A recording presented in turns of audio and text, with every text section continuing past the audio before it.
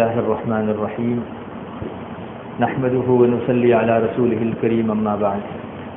محترم دوستوں اور بزرگوں، آپ جانتے ہی ہیں میں آپ حضرات کے سامنے اس سلسلے میں بات کر رہا تھا کہ دوا علاج کے بارے میں نبی کریم صلی اللہ علیہ وسلم نے امت کو کیا تعلیم دی ہے.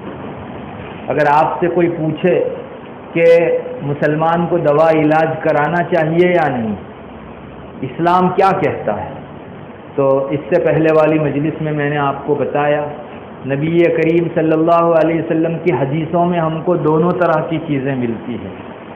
ایک روایت میں نے آپ کو سنائی، حضرت اسعد ابن شریک رضی اللہ تعالی عنہ کی روایت ہے. وہ فرماتے ہیں کہ ایک آدمی آئے اور انہوں نے نبی کریم صلی اللہ علیہ وسلم سے پوچھا کہ یا رسول اللہ، ہم لوگ دوا علاج کرائیں یا نہ کرائیں؟ تو آپ نے فرمایا اللہ کے بندو دوا علاج کراؤ، اس لیے کہ کوئی بیماری ایسی اللہ تعالیٰ نے دنیا میں نہیں اتاری ہے جس کا علاج اس نے نہ اتارا ہو. ہر بیماری کا علاج اللہ تعالیٰ نے ضرور اتارا ہے. صرف ایک بیماری ایسی ہے جس کا کوئی علاج نہیں، اور وہ ہے نہایت سخت بڑھاپن. انسان بہت بڑھاپا ہو جائے تو چاہے جتنی دوائی کر لے اس کا کوئی علاج نہیں ہے. اور اخباروں کے اندر اس وقت جو دعوے آ رہے ہیں کہ بوڑھے بھی جوان ہو جاتے ہیں، یہ سب پتنگڑ کی چیزیں ہیں، حقیقت سے اس کا کوئی تعلق نہیں ہے.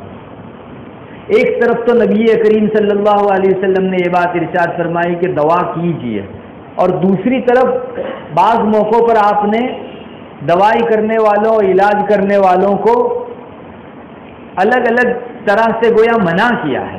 جیسے حضرت مغیرہ ابن شعبہ رضی اللہ تعالیٰ عنہ کی روایت ہے، میں اس سے پہلے بھی سنا چکا کہ نبی کریم صلی اللہ علیہ وسلم نے فرمایا کہ جس نے اپنے بدن پر داغ لگوایا یا جس نے تعویذ پلیتا کیا وہ توکل سے بری ہو گیا، یعنی اس کو اللہ پر بھروسہ نہیں رہا.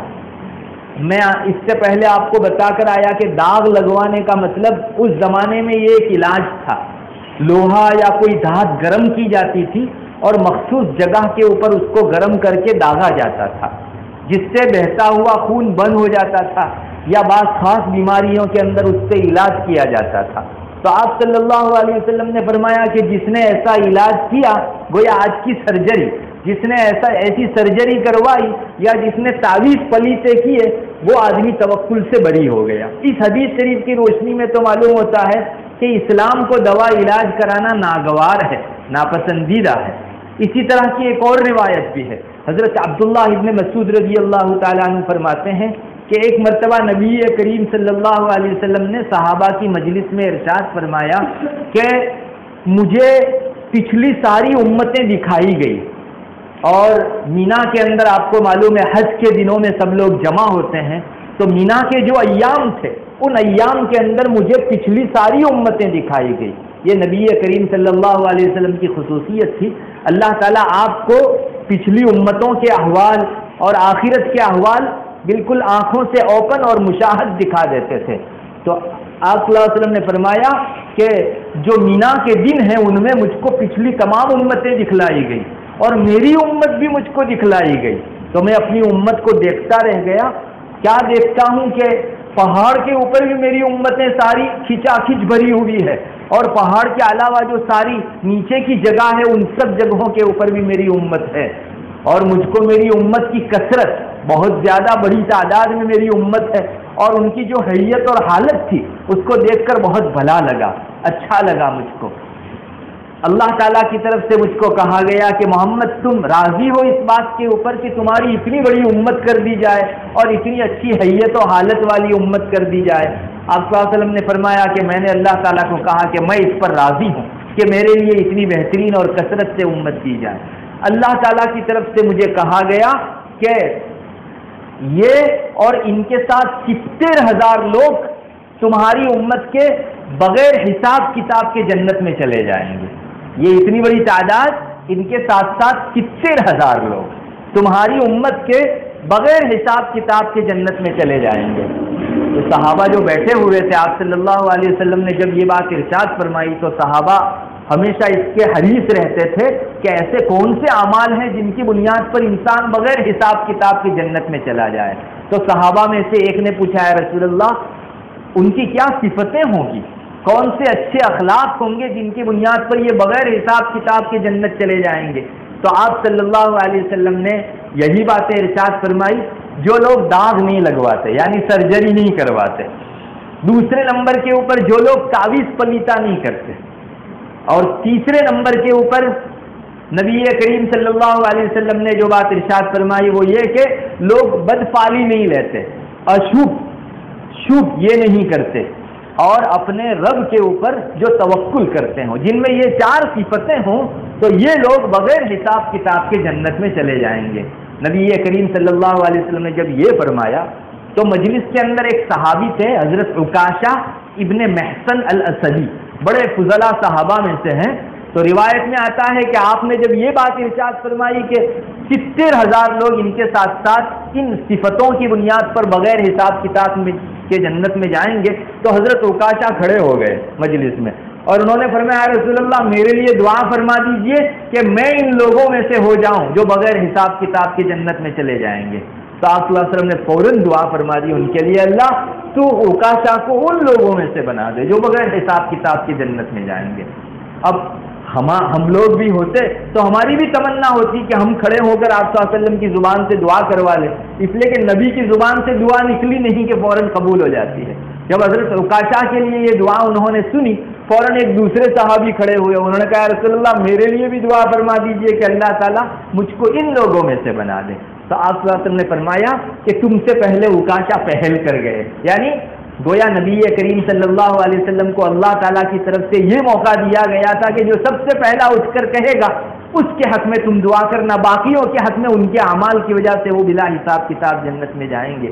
تو اس دوسرے آدمی کو آپ نے فرمایا کہ عکاشہ پہلا نمبر لے گئے، اب کسی کے لیے اس وقت میں دعا نہیں کروں گا، ورنہ یہ سلسلہ چلتا تو مجلس میں سے کون باقی رہتا، اور پھر تو لوگ اعمال کی طرف متوجہ نہ ہو کر اسی پر بھروسہ کر کے بیٹھ جاتے. اس لیے آپ صلی اللہ علیہ وسلم نے صرف ایک کے لیے دعا فرمائی. بہرحال میں تو آپ کو اس روایت میں یہ دکھانا چاہتا ہوں کہ اللہ تعالیٰ کی طرف سے گویا نبی کریم صلی اللہ علیہ وسلم کو کہا گیا کہ جو لوگ 4 کام کرتے ہیں وہ لوگ بلا حساب کتاب کے جنت میں جائیں گے. ان میں سے سب سے پہلا کام جو داغ نہیں لگواتے یعنی علاج نہیں کرواتے، دوسرا تعویذ پلیتا نہیں کرتے، اور تیسرا شوب اشوب نہیں کرتے. جیسے ہمارے یہاں بہت سے لوگ یہ گھڑی شوب ہے یہ گھڑی اشوب ہے ایسا کرتے ہیں، ایسا نہیں کیا کرتے، بد شگونی بد فعلی نہیں لیا کرتے. اور چوتھا جو لوگ اپنے رب پر توکل کرتے ہیں. یہ 4 صفتیں جن میں ہوگی وہ بلا حساب کتاب کی جنت میں جائیں گے. اس سے بھی اندازہ ہوتا ہے کہ اسلام چاہتا ہے کہ دوا علاج کی طرف زیادہ التفات نہ کیا جائے. بہرحال دونوں روایتیں الگ الگ ہیں. علماء نے ان دونوں روایتوں کے اندر جمع کر کے یہ فرمایا ہے کہ اسلام علاج کرنے کو منع نہیں کرتا، اور علاج کرنے کی وجہ سے انسان اللہ تعالیٰ کے یہاں سے مرتبے میں نیچے گر جائے ایسا بھی نہیں ہے. لیکن چونکہ علاج کے ساتھ ساتھ بعض خرابیاں بھی آ جاتی ہیں، تو نبی کریم صلی اللہ علیہ وسلم نے جن حدیثوں کے اندر یہ فرمایا کہ علاج کرنے والا آدمی توکل سے گر گیا، وہ آدمی جو ان برائیوں کے ساتھ علاج کرائے، تو ظاہر ہے کہ اس کو تو اسلام کے اندر نچلا ہی درجہ ملنا ہے، اور ایسا شخص پہلے بلا حساب کتاب کے جنت میں جانے والوں میں سے قاعدے کی روح سے نہیں ہونا چاہیے. تو آپ نے دونوں روایتوں میں یہی فرمایا کہ دوا علاج کرو، اللہ منع نہیں کرتا، نہ اسلام منع کرتا ہے، اور دوا علاج کرنے والا آدمی اللہ پر بھروسہ کرنے والا بھی ہے، مگر ان دوا علاج کے اندر اگر غلط راستہ اپنائے اور شریعت کا کوئی ناپسندیدہ کام کرے، کہو گناہ کے ساتھ علاج کرائے، تو پھر یہ آدمی ان فضیلتوں کو نہیں پا سکتا، اور اللہ تعالیٰ پر توکل رکھنے کا بھروسہ رکھنے کا جو حق ہے اس کو اس شخص نے نہیں نبھایا. اب ایسی کون سی خرابیاں ہیں جو دوا علاج کے اندر ساتھ میں شامل ہو جاتی ہیں؟ محدثین نے اس کی بھی تشریح کی ہے. آج سے صدیوں پہلے ملا علی قاری رحمۃ اللہ علیہ نے فرمایا کہ جو لوگ علاج کر کے توکل سے بری ہو جاتے ہیں اور بھروسے کا دامن جھاڑ دیتے ہیں، یہ وہ لوگ ہیں کہ جو دوا علاج ہی کو سب کچھ سمجھے. آپ کو معلوم ہونا چاہیے اس زمانے کے اندر جو داغ لگوایا جاتا تھا اس کا لوگوں میں اتنا شور و ہنگامہ تھا، لوگ اس دوا اور علاج کو اتنا سچوٹ کہتے تھے کہ یہ کروا لیا تو ساری بیماریوں سے انسان محفوظ ہو گئے. یہ ایسا لوگوں کے ذہنوں میں بٹھا دیا گیا تھا. سرجری کا ایک جیسے آج کل غلغلہ ہے کہ بعض انجیکشنوں اور بعض دوائیوں کے متعلق کہا جاتا ہے کہ اس کو کھانے والا آدمی بیمار ہو ہی نہیں سکتا، یہ انجیکشن لگانے والا آدمی ہر بیماری سے شفا یابی ہو جاتا ہے۔ اس قسم کے شور اس زمانے میں تھے، حالانکہ دوا اور انجیکشن کی اپنی ذاتی تاثیر کیا ہے؟ داغ لگوانے کی ذاتی کوئی تاثیر نہیں۔ آپ صلی اللہ علیہ وسلم نے ان لوگوں کے بارے میں فرمایا جو سب کچھ اسی سرجری کو اور سب کچھ اسی دوا اور علاج کو شمار کرتے ہیں، ان کے بارے میں فرمایا کہ یہ لوگ توکل سے بری ہو گئے۔ آج کل آپ کو اگر ٹھیٹ زبان میں سمجھاؤں تو بہت سے لوگوں کی زبان پر بھی اب یہ آنے لگا ہے، جیسے جیم کے اندر ورزش کرنے کے متعلق بہت سے لوگ کہتے ہیں کہ جیم میں ورزش نہیں کرو گے تو تمہارا پیٹ بڑا ہو جاوے گا، بدن موٹا ہو جاوے گا، کولیسٹرول بڑھ جاوے گا اور تم مر جاؤ گے۔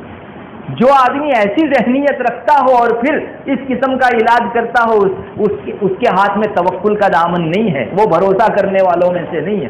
ارے اللہ پر بھروسہ کرو، آپ کو کرنا ہے تو کرو، لیکن جیم کھانا ہی شفا دے گا اور کثرت کرنے اور ورزش کرنے ہی کی وجہ سے انسان کو شفا ہوگی؟ اس حدیث شریف کے اندر جو ہے اس کی صفائی کی گئی ہے کہ ایسا سوچنے والے لوگ توکل کو اوپر رکھ کے ابھرائی پر رکھ کر آتے ہیں، بالا طاق رکھ کر آنے والے لوگ ہیں۔ ان حضرات کو اللہ کا توکل حاصل نہیں ہے۔ اور ملا علی قاری رحمۃ اللہ علیہ نے فرمایا کہ ایسے بھی لوگ مراد ہو سکتے ہیں جو لوگ بیماری سے پہلے ہی خواہ کی احتیاط کے طور پر انجیکشن لگواتے ہوں یا دوائی پی لیتے ہوں۔ یہ ملا علی قاری نے آج سے کئی سو سال پہلے ارشاد فرمایا ہے اس حدیث شریف کی تشریح کے اندر، بیماری ابھی آئی نہیں اور اس سے پہلے اتنی احتیاط برتنے لگے، فلاں دوا فلاں انجیکشن۔ ان لوگوں کے حق میں رسول اللہ صلی اللہ علیہ وسلم نے فرمایا کہ بھائی اتنی اتاول کیا ہے، اتنی جلدی کیا ہے؟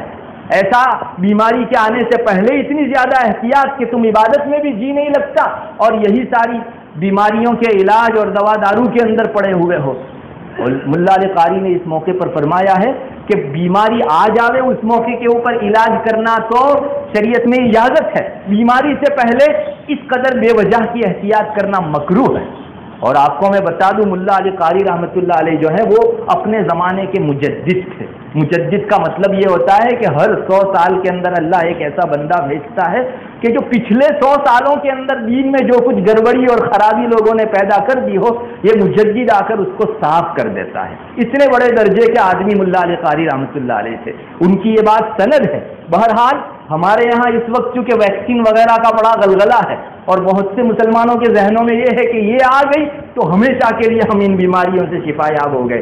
کیا حیثیت ہے اس کی؟ اس حدیث شریف کے آئینے میں ملا علی قاری جو تشریح فرماتے ہیں، اس سے تو معلوم ہوتا ہے کہ جو آدمی اس نیت سے ویکسین لیتا ہے کہ یہی شفا یابی دینے والا ہے یا اس کے بعد مجھے بیماری ہو ہی نہیں سکتی، یہ آدمی توکل سے بری ہو گیا، اس کو اللہ پر بھروسہ نہیں رہا۔ آپ خوب غور سے سنیے، اس لیے کہ ہمارے ذہنوں میں اسباب کی وجہ سے ایسا بھر گیا ہے کہ اگر آپ کسی کو کہو کہ ویکسین کے اندر ہی علاج منحصر ہے، ایسا نہیں، تو وہ آپ کے سامنے مسلمان ہونے کے باوجود حجت کرنے لگے گا۔ حالانکہ اسلام کہتا ہے کہ وہ ایک دوا سے زیادہ حیثیت نہیں رکھتا، اللہ اس میں شفا رکھے تو شفا ہے، اگر شفا نہ رکھے تو اس کے باوجود بھی لاکھ کورونا ہو سکتے ہیں۔ اللہ تبارک و تعالی ہم سب کو صحیح سمجھ عطا فرماوے۔ تو ان قسم کے لوگوں کے لیے رسول اللہ صلی اللہ علیہ وسلم نے فرمایا کہ اس طرح سے اگر تم دوا کو مقام دو گے تو تم نے توکل سے اپنا دامن جھاڑ دیا۔ یاد رکھنا چاہیے دوا علاج کے راستے سے بھی بہت ساری خرابیاں اور کفر و شرک تک آتے ہیں، میں اس سے پہلے آپ کو بتا کر آیا، اس لیے بہت ضرورت اس بات کی ہے کہ دوا علاج کے ساتھ یہ ساری خرابیوں سے پاک دوا علاج ہے، اس کا بھی مسلمان کو خصوصی احتیاط کرنا چاہیے۔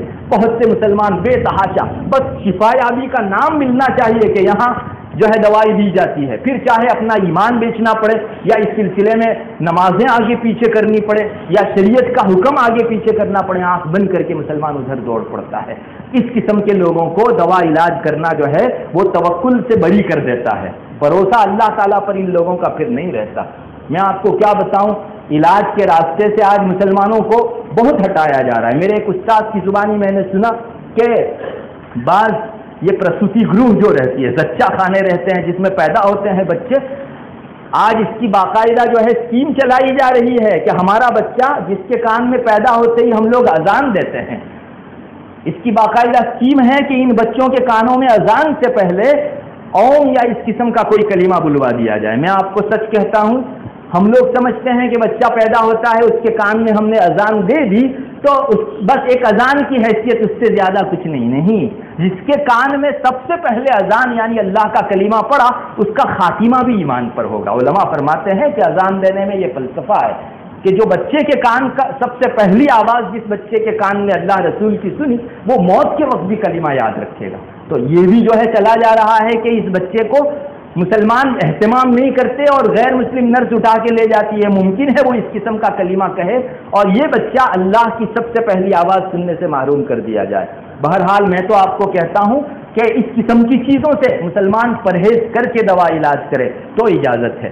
بہت سی اسپتالوں کے اندر یہ بھی دیکھا گیا کہ وہاں بتوں کی تصویریں لگی ہوئی رہتی ہیں، کل کو اس کا آپریشن ہونا ہے اور سامنے بت کی تصویر کو مسلسل دیکھتے رہتا ہے۔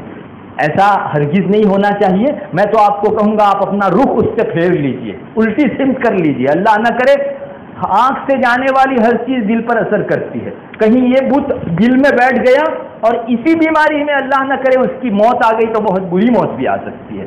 بلکہ علماء تو فرماتے ہیں کہ جس دن آپ کا آپریشن ہو یا کوئی سخت جو ہے سرجری ہو اس سے پہلے آپ اخبار بھی نہ دیکھیے، بری چیزیں بھی نہ دیکھیے۔ اللہ نہ کرے کہیں وہ کلمہ آپ کی زبان پر رہ گیا، وہ تصویر آپ کے جی میں گھر کر گئی اور اس وقت موت کے موقع سے یہی بت جو ہے سامنے آ گیا تو ہمارے ایمان کے لالے پڑ سکتے ہیں۔ بہت ضرورت اس بات کی ہے کہ ہم لوگ ان چیزوں کے متعلق اپنے آپ کو سنبھالیں اور اس کو جو بہت ہلکا سمجھ لیا گیا ہے ان چیزوں سے خود کو بھی محفوظ رکھنے کی کوشش کریں۔ اور نبی کریم صلی اللہ علیہ وسلم نے جس دائرے میں رہ کر ہمیں علاج دوا کی اجازت دی ہے اسی دائرے میں علاج کریں۔ صرف ایک آخری بات بتا کر اپنی بات ختم کرتا ہوں۔ علماء نے یہاں تک لکھا ہے کہ بچپنے میں انسان کی زبان پر اگر کوئی کلمہ بار بار آتا رہا ہو تو موت کے وقت وہ کلمہ آ سکتا ہے۔ ہمارے یہاں کے ایک شخص نے مجھ کو سنایا کہ اس کے ایک وڈیل تھے، بہت موبھیدار وڈیل تھے اور دیندار بھی تھے۔ اس نے مجھے کہا کہ ان کو جب اسپتال میں لے جایا گیا، ریٹائرڈ ہو گئے تھے، ان کو اسپتال میں سرجری کے لیے لے جایا گیا۔ سرجری کے موقع پر انسان کو بے ہوش کیا جاتا ہے، پھر جب سرجری ہو جاتی ہے تو آہستہ آہستہ وہ ہوش میں آتا ہے۔ تو وہ شخص مجھے کہہ رہے تھے کہ ہمارے اس وڈیل کو میں نے دیکھا جب ہوش میں آئے تو ان کی زبان پر تھا اے جیسس سیومی، یعنی حضرت عیسیٰ کو یہ لوگ جو ہے جیسس کہتے ہیں، اے عیسیٰ مجھ کو بچا۔ تو یہ جب ہوش میں آئے ہم سب لوگ بڑے تعجب میں تھے کہ یہ اتنے دیندار ہمارے گھر کے کہے جانے والے یہ کیا جملہ بول رہے ہیں۔ تو ان سے پوچھنے پر معلوم ہوا، انہوں نے کہا کہ میری بچپنے کی تعلیم جو ہے وہ عیسائی مشنری کے اندر ہوئی ہے اور اس وقت سے میں ہر دن جیسس کا نام، جیسس سے امی کا نام جو ہے یہ سنتے رہتا تھا، مجھے بچا اس عنوان سے۔ بس آج بے تحاشا بے دریغ نہ چاہنے کے باوجود بھی میری زبان پر یہ کلمہ آ گیا۔ اس لیے دوا علاج کے ساتھ ساتھ یہ خرابیاں نہ چلی آئے، اس کا خصوصی اہتمام کرنے کی ضرورت ہے۔ اللہ تبارک و تعالی ہم سب کو شریعت کے دائرے میں رہ کر دوا علاج کی توفیق مرحمت فرمائے۔ وآخر دعوانا